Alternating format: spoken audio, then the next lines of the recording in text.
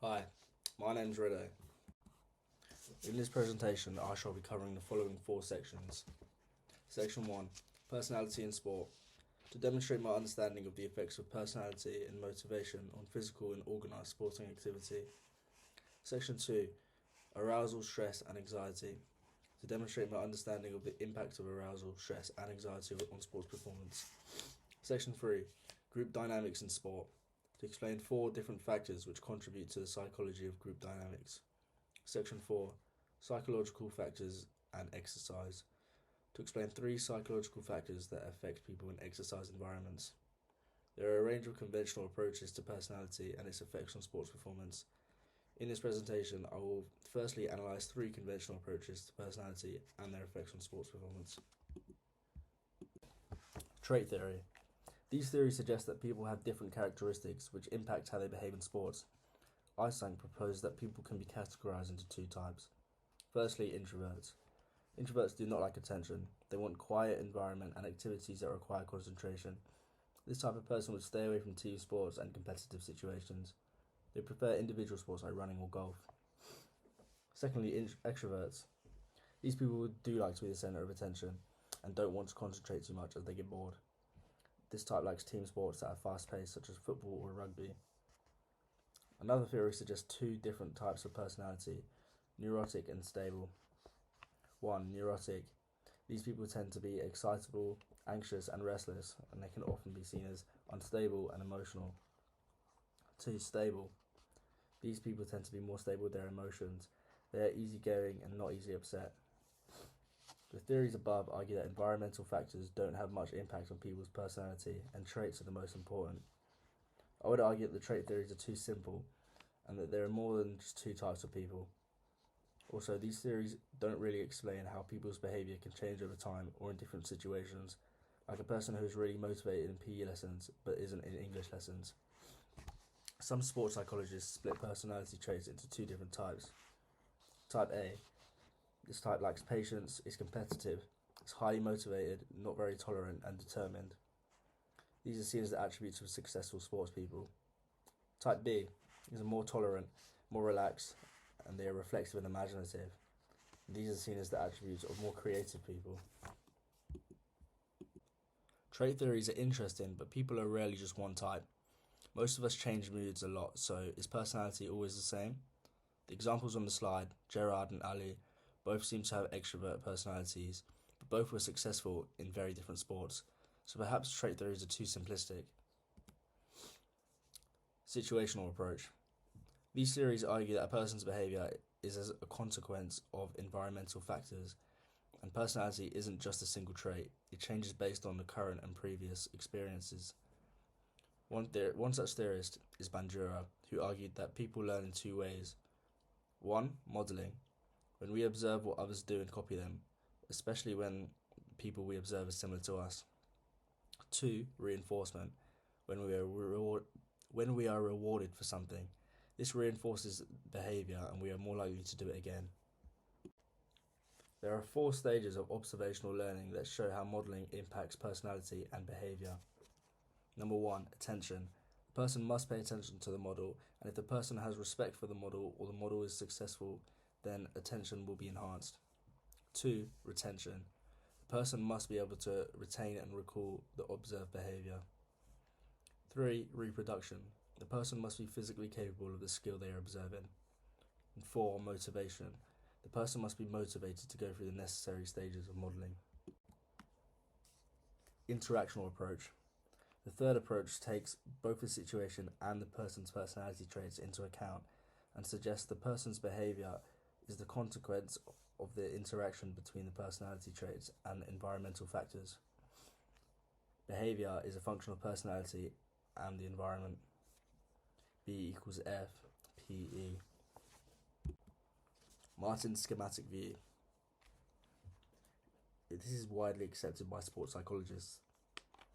Martin's schematic view defines personality as 3 separate levels.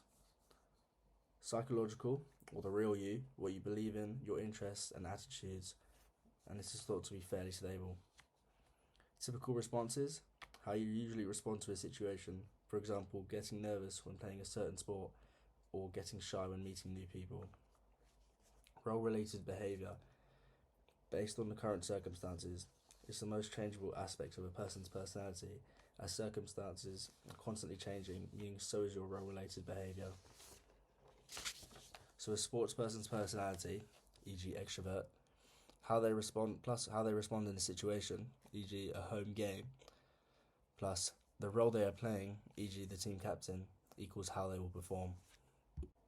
There is also psychodynamic theory that argues that there are two parts that make up a personality as opposed to the three parts on Martin's view, and it defines a whole person instead of parts of their personality.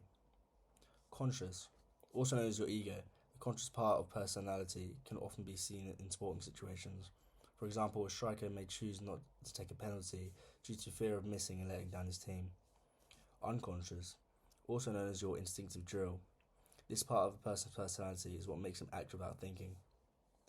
Psychodynamic theory does not consider environment nor situation, and because of this is often not considered by sports psychologists, except in identifying behaviours not under conscious control. Situational and interactional approaches are better ways of explaining how people perform in trait theory, as they take into account important factors such as situation, for example, are you playing in a World Cup final or just at the park, and environment, is it the Nou Camp or your back garden? Sport is more than just the person's personality, especially professional sport these days, but one thing that can really make a difference is motivation. I'm now moving on to talk about the role of motivation and the things that affect it in relation to organised sports. Motivation is highly researched when it comes to the sporting activity because it's the thing that explains why people do what they do. It predicts how we feel, think and act. There are three parts to motivation: activation, persistence and intensity. An example of activation would be joining a gym. Persistence is going to the gym even when it isn't convenient. And finally, intensity is the effort that's needed for the behaviour, for example, working out in the gym. Within motivation, there are two different types. Firstly, intrinsic motivation is when a person does something for themselves because they enjoy it. For example, learning to ride a bike. Intrinsic motivation has three parts to it: accomplishment, stimulation and knowledge. Motivation by accomplishment in relation to learning to ride a bike is when the rider gets a sense of accomplishment by learning. Motivation by stimulation is when the rider gets an adrenaline rush or a buzz when they learn something new, e.g. changing gears. Motivation by knowledge is when the rider is motivated by developing new skills to enhance their performance. Secondly, extrinsic motivation is external. For example, the bike rider practices a lot to win a race and get a medal. The humanistic theory of motivation is based on the idea that humans are unique and have free will. Maslow devised the model, the hierarchy of needs theory, to explain how people are motivated to achieve different needs. His model has 5 basic needs which he says affect motivation and must be achieved one after the other. On the slide you can see the pyramid model to explain the hierarchy. The lower levels show physiological needs such as food and water. These are followed by safety needs such as employment and health. Then there is love and belonging, which is feeling part of something. Next is esteem, and finally self-actualization. Maslow argues that to reach the top of the pyramid, the person needs all of the things below. When it comes to sports trainers who believe in Maslow's theory, they will ensure people have their basic needs met before they reach the higher levels of sporting achievement. A sports person needs to stay hydrated, physiological. They need to feel safe, security. They need to feel part of a team, belonging. They need to feel their esteem is boosted, esteem, and they experience personal growth and fulfillment, self-actualization. Need achievement theory is useful to help us understand the process people go through when deciding on actions. There are 5 parts of the theory which you can see on the slide. Firstly, personality factors. This is the idea that people fall into 2 camps: A, the need to achieve, and B, the need to avoid failure. Secondly, situational factors. Again, 2 camps: A, motivation by the probability of success, and B, the incentive value of success. Thirdly, resultant behavioural tendencies.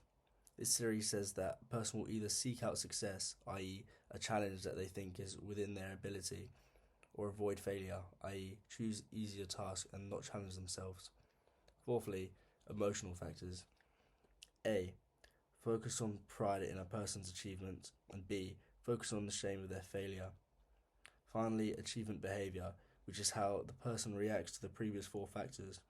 If we focus on positive emotions such as pride or accomplishment to lead us to success, or if we aim to avoid failure by focusing on shame and fear. French footballer Eric Cantona famously said, "I do not play to win, I play to fight against the idea of losing." Both of these theories have ideas which will explain the actions of some sports people, but both are too simplistic on their own, and the next theory can also add to our understanding. People always want to understand why something has happened. This is called attribution. Attributions can explain a person's success or failure. Varner devised a model that summarizes attribution theory into four main areas: ability, effort, task difficulty, and luck. You can see the model on the slide. The locus of causality describes whether a person sees the reason behind success or failure as internal or external. The stability dimensions explain attributions that are permanent or constantly changing. All these factors combined show that success or failure can be attributed to one of ability, effort, luck, or task difficulty. How we classify attributions can affect a person's motivation. For example, a positive attribution linked to internal factors that are permanent, e.g. ability, can make a person feel better, whereas if a person gives a permanent attribution to failure, they can get demotivated. Self-determination explains why people do things and why some sports people are better getting up early to train or make better decisions that help them realize their potential. The theory was devised by Ryan and Decci, and it says that people have to satisfy three basic needs: intrinsic motivation to know, intrinsic motivation to accomplish, and intrinsic motivation to experience stimulation. The slide shows a model of SD theory. These different theories can give us ideas about how to motivate sports people. However, each sports person will be different, and no one theory can explain exactly how to motivate them. A coach will need to use a combination of theories to help a sports person achieve goals. On different occasions, like the Olympics, where you can win a medal for your country, or Wimbledon, where there is big prize money, can also make a difference. The next section I'm going to talk about is types and causes of aggressive behavior. Aggressive behavior is seen when someone stands up for themselves or someone else if a person tries to exert power over another person. The result of aggressive behavior can be psychological and physical, so it causes harm. There are two types of aggression: instrumental and hostile. Instrumental is when the aggressive behavior is towards an individual or a target. There is a goal to be reached. For example, when a footballer tackles aggressively to stop a player scoring a goal, so the aggression isn't anger, it's to pursue an objective. Hostile is where aggressive behavior is to cause harm. For example, if that player that has been tackled then punches the other player, that would be classed as hostile. In sports, as shown in my examples, aggression can be negative, like the punch, but it can also be used positively, like the tackle. There are theories about aggression in sports and why it happens. For example, Berkowitz suggested that in their frustration aggression theory, that aggression is because of goal blockage. An example of goal blockage could be the person who cannot carry out their desired task, scoring a basket, for example. Sports people can get frustrated for lots of reasons: not performing well enough, losing a game, or even cheating. The problem with Berkowitz's theory is that not every single athlete behaves aggressively when frustrated. Some might smash a racket, like John McEnroe. Others might be more likely to cry, like Ronaldo. Another theory, called the general aggression model, founded by Anderson and Bushman, looks at situational as well as personality factors to explain aggression. They argue that an individual's personality may cause them to behave aggressively if they have been socialized to be aggressive, perhaps by the coaches or parents. Certain factors can increase the chances of aggressive behavior. Number 1, previous experience of aggression. Number 2, success with aggression in earlier situations. Number 3, the expected pattern that reinforces aggression. Number 4, personality and social and environmental impacts. For example, a crowd cheering you on. The physiological state that gets a person ready for action is called arousal. It includes alertness and anticipation, and factors such as heart rate. When a person is optimally aroused, they are mentally and physically ready to carry out their goal. Arousal is on a continuum, with sleep at one end and high excitement at the other. There is research showing arousal and sports performance are closely linked. The optimum level of arousal leads to the best sporting performance. If it's too high or too low, this can impact negatively on performance. There are several theories to explain the link between arousal and sports performance. The first one is called the drive theory by Hull. Hull suggests that if you look at the graph on the slide, increased arousal leads to a proportionate increase in performance. Hull said that high levels of arousal would maximize a person's skill level and lead to better performance outcomes. This theory doesn't really work for beginners who may not have skills, and high levels of arousal might just make them perform badly. The second theory is called inverted U hypothesis. This theory is more sophisticated. It suggests that arousal levels will increase and so will performance, but only to a certain point, i.e. on top of the inverted U. Once optimal arousal goes beyond the optimal level, performance will start to decrease because the athlete is over-aroused. The athlete may be under-aroused and perform poorly if they're bored, or they may be over-aroused from excitement, for example, a World Cup final, so they cannot focus on performing their best. The problem with this model is that it doesn't take into account expertise or personality. For example, a golfer may need to remain calm, i.e. a low arousal state, in order to perform at their peak. Another theory is the catastrophe model, which is more multidimensional as it links arousal, performance, and anxiety. It says, like the inverted U hypothesis, that there is an optimal level of arousal which can mean peak performance so long as anxiety levels are low. This model says that if a person is experiencing a high level of anxiety, the performance will drop catastrophically. Examples of the catastrophe model could be the England men's football team taking penalties in the Euros 2022, or Rory McIlroy in Masters in 2011. Peak performance needs optimal arousal and optimal anxiety levels. These theories are all interesting and will of course affect individual sports people in different ways on different days, but as we learn more through research, other theories have been developed. The more we understand about how performance is affected by pressure and stress, the more we can help sports people manage it for maximum positive impacts. The final theory is individualized zone of optimal functioning, devised by Hannin. This model is more inclusive and popular when it comes to explaining the link between performance and arousal. Hannin argues that there are differences in the ways which people react. It suggests arousal is a bandwidth, with high and low levels of arousal leading to poor performance, and optimal levels leading to peak performance. When a person is at their optimal level of arousal, they perform best, and when they are outside this level, they won't perform at their best. In contrast to the inverted U hypothesis, Hannin argues that the optimum level of arousal is different for each person. You can see this on the slide. A person's level of arousal is affected by 1. Personality. Introverts perform better with a low arousal, and extroverts perform better with high arousal. 2. Task. Tasks that need fine motor skills need low levels of arousal, and tasks that need gross motor skills need high levels. 3. Stage of learning. People in the early stage of learning are better with low levels of arousal, while people in the higher stage of learning perform better with high levels. Now I will go on to talk about stress and anxiety and what the symptoms, causes and consequences are.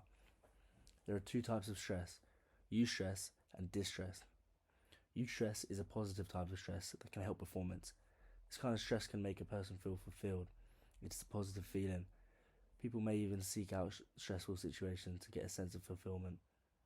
Distress is a negative type of stress when situations can get on top of a person. When a person is distressed, they may struggle to perform well. There are several signs of stress. These vary between people. How one person experiences stress will be very different to how another does. Ray and Vice Bjornstyle identified 7 areas that stress can appear. These are shown on the table. People experience stress depending on how seriously they feel threatened.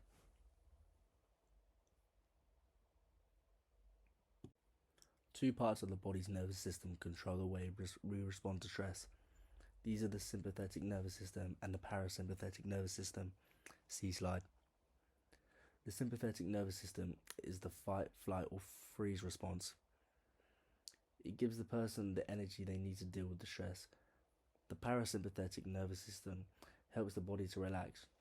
Once the stress has been dealt with, it helps the body in ways shown on the diagram. There are several reasons why a person might experience stress, and each person will experience this differently.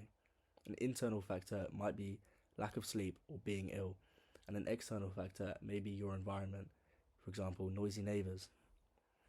Other factors can include family and friends, personal factors, job satisfaction, occupational factors, finances, lifestyle factors, and the importance of an event, for example, cup final match, sporting environment. There are 4 stages of stress which can affect sporting performance. These are shown on the slide. Stage 1, when a demand is placed on the person, for example, a penalty kick in a game-deciding penalty shootout. Stage 2, when the sportsperson sees this demand as either positive, as a challenge, or negative, as a threat. Stage 3, during stage 3, a person's level of arousal is affected by their positive or negative perception. A positive perception will lead to eustress and increased energy and motivation, whereas a negative perception will lead to distress and worry and reduced motivation. Stage 4, all of these factors work together to determine the performance outcome.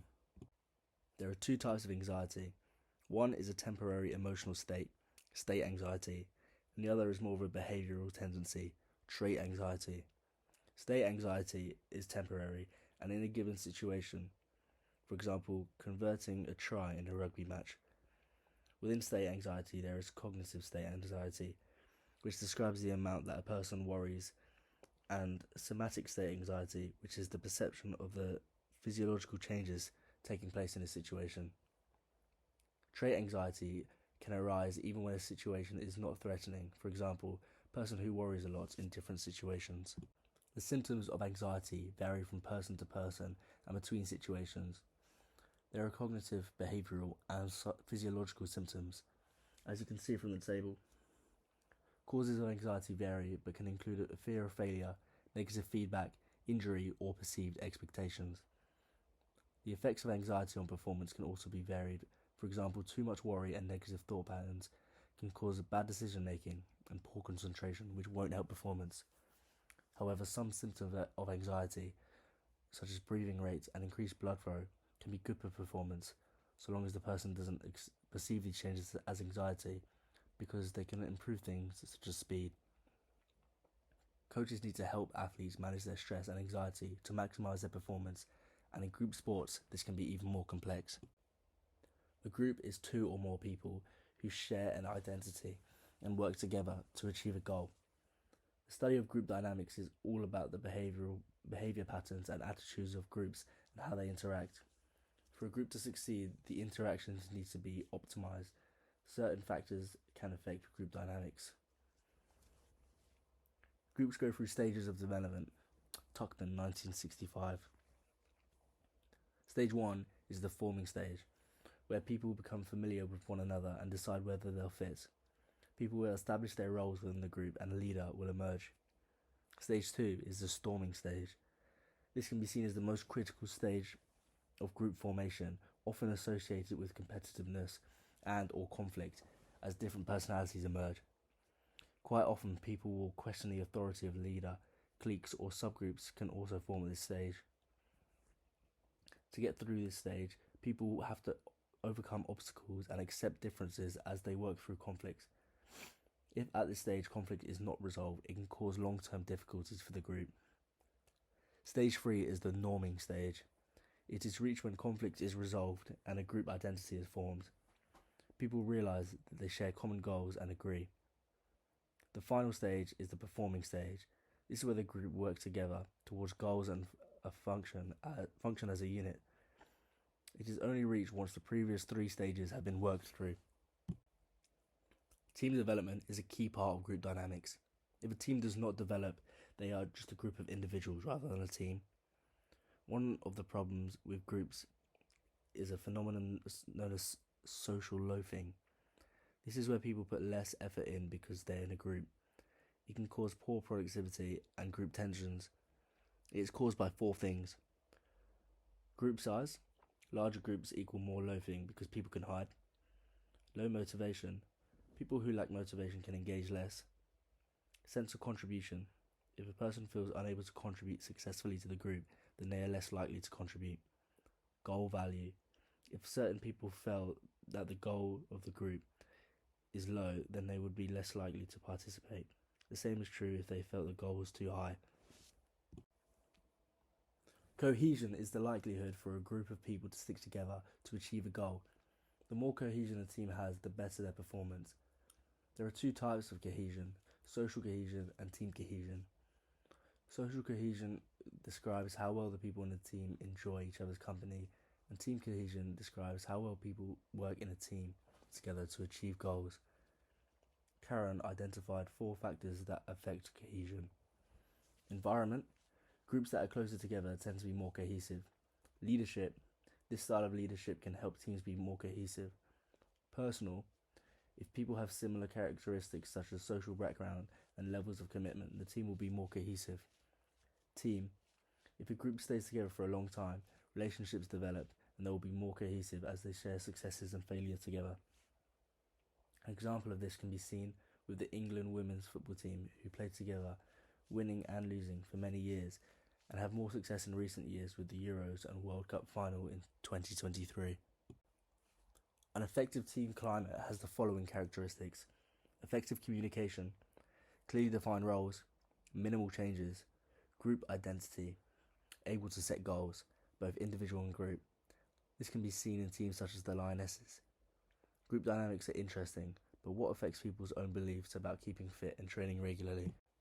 There are several factors that affect people when it comes to regular exercise. Barriers that stop people taking up exercise include lack of time, energy, motivation, facilities, and the cost. And then there are certain factors that can affect exercise adherence. If a person is not clear on what they want to achieve, they are more likely to drop out. Adherence factors are what keeps a person committed to a specific course of action. They include personal commitment, environmental resources, as well as demographic and cognitive factors. The trans-theoretical model. The trans-theoretical model suggests that people move through stages of change to achieve a goal. The process is cyclical, and people can enter or exit at any stage. The health belief model. Another model is the health belief model, which says that a person's engagement is related to their beliefs. For example, what they think of the benefits of action are, or their self-efficacy. This model is based on a person's perception of the risk of developing a health problem and how serious that problem is. These beliefs are affected by demographic variables. They impact the perceived benefits and barriers to exercise, and along with a person's self-efficacy and the figures that prompt them to engage, all affect the likelihood of a person engaging in exercise. However, not every person will have the same beliefs, and beliefs change over time. A serious health problem for one might impact another differently. The theory of planned behaviour. The theory of planned behaviour posits that a person's intentions are the best predictor of whether they will take up a certain behaviour. These intentions are based on attitudes and the value placed on outcomes, as well as perception of how others see the behaviour and how likely the person feels they will perform. The theory suggests that to change a behaviour, a person needs to change their attitudes towards it and their subjective norms, and have confidence that they can perform. But again, these can change over time and in different situations, so it is more complicated than the theory suggests. In this presentation, I've motivated myself, overcome my own stress and anxiety, and explained and analysed a lot of information in relation to sports performance, motivation, and psychology. Sports psychology is an interesting area, and as we learn more about the brain and do more research, the theories will keep developing. A coach needs to be aware of all the theories and apply them to individual athletes, situations, and sports the best they can to get the best performances. but the theories cannot explain everything about everyone in any situation, so it is important for a coach to watch and listen to their athletes to get the best out of them. Thank you for listening.